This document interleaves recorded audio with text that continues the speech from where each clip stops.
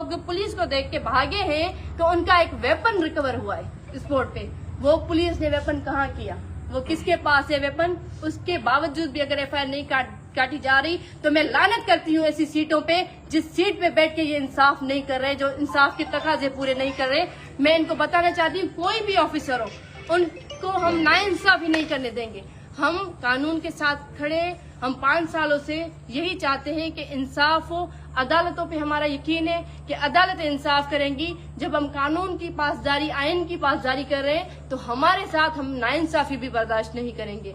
मेरी press conference करने का यही मतलब है कि अभी तक हमारी एफआईआर नहीं काटी जा रही और एफआईआर काटने का शर्त ये रखा जा रहा है कि हम दोनों पार्टीज पे एफआईआर काटें, क्योंकि पुलिस पे प्रेशर है जागीरदारों और सरदारों का। ये लोग इतनी शायद हिम्मत नहीं रखते कि ये मेरिट कर सके, ये लोग इतनी जरूरत नहीं रखते कि ये मेरिट करके हमारी एफआईआर काटे। इसीलिए